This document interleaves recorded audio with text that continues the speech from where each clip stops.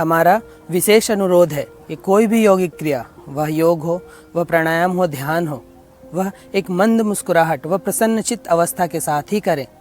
और योगाभ्यास बहुत बार करने की ज़रूरत नहीं है। जब आप योगा पोस्चर में आप होल्ड करें तो उसे थोड़ा लंबा खींचें। जब आप सांस लेके शरीर का पोस्चर लें या सांस छोड़कर शरीर का पोस्चर लें, उसमें लंबे देर तक टिकें। बहुत बार करने से आपको वह लाभ नहीं मिलेगा जितना उसे होल्ड करने पे मिलेगा। और हाँ, सभी योगा अभ्यास किसी योग गुरु के सानिध्य में ही करें। गलत ढंग से योगा करने से इसके नुकसान भी उठाने पड़ सकते हैं। तो चलिए आज का आसन आरंभ करते हैं।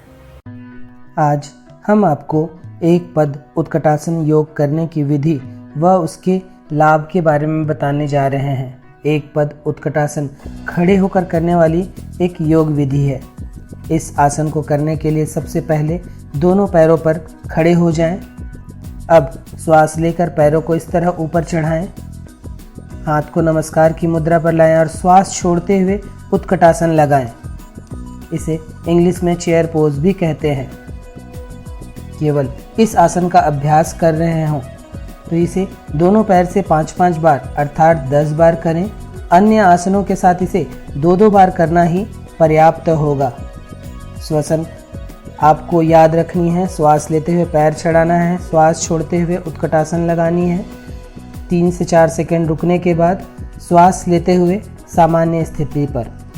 जिन लोगों को ध्यान लगाना आता है वे स्वाधिष्ठान चक्र पर अपना ध्यान लगाएंगे, और जिन्हें ध्यान लगाना नहीं आता वे शरीर में जहाँ कहीं तनाव या खिंचाव हो रहा हो अपने ध्यान को वहाँ रखें। एक पद उत्कटासन के अभ्यास से पूरा शरीर शक्तिशाली बनता है। पैर, जांघ व नितंब बेहद मजबूत होते हैं। इस आसन के प्रतिदिन के अभ्यास से टखने, एड़ी, घुटने, जांघ, नितंब, कमर, बाहों की मांसपेशियां शक्तिशाली बनती हैं। शरीर का स्थायित्व बढ़ता है और संतुलन भी अच्छा बनता है। मूत्र संस्थान, मलाशय, गर्भाशय, जननेंद्रियां आदि अंग स्वस्थ होते हैं। आंतें, डायफ्राम, प्लीहा, लीवर आदि अंग भी स्वस्थ होते हैं। पूरे शरीर का रक्त परिसंचरण अच्छा होता है। रोग प्रतिरोधक क्षमता में बढ़ोतरी होती है। मन शांत व एकाग्र होता है। व्यक्ति के संकल्प शक्ति में वृद्धि होती है। नितंब व पेट की चर्बी कम होती है। हैमस्ट्रिंग व पिंडलियों की मांसपेशियां मजबूत बनती हैं। शरीर सुडौल व गठीला बनता है। बहुत देर तक खड़े रहने या चलने के कारण उत्पन्न पैरों के दर्द में लाभ मिलता है। शरीर से आलस्य दूर होता है और नई ताजगी व स्फूर्ति का संचार होता है।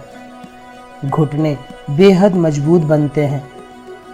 एक पद उत्कटासन कब्ज के रोगियों के लिए भी विशेष लाभप्रद आसन है, क्योंकि इस आसन के अभ्यास से जठर ग्रंथि प्रभावित होती है, जिससे भूख भी खूब खुलकर लगती है।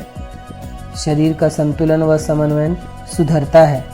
व्यक्ति के व्यक्तित्व में दृढ़ता आती है।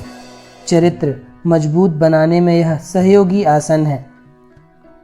क्योंकि इस आसन में एक पैर के साथ उत्कटासन लगाया जाता है, इसलिए इसे एक पद उत्कटासन कहते हैं। उत्कट का अर्थ होता है शक्तिशाली। आसन का अभिप्राय मुद्रा या स्थिति से है। क्योंकि उत्कटासन में शरीर एक शक्तिशाली मुद्रा लेता है, इसलिए इसे उत्कटासन कहते हैं।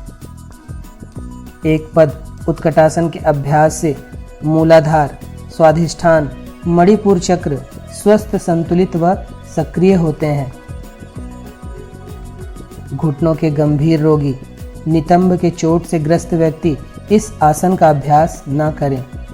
गर्भवती महिलाएं 2 महीनों के बाद इस आसन का अभ्यास न करें। जिनकी पिछले 1 वर्ष में कोई सर्जरी हुई हो वे भी इस आसन का अभ्यास न करें। उच्च रक्तचाप, वर्टिगो या चक्कर के रोगी इस आसन का अभ्यास सावधानी पूर्वक करें। जिन्हें कोई ज्वर आया हो या कोई बीमारी से शरीर कमजोर हुआ हो वे भी इस आसन का अभ्यास ना करें।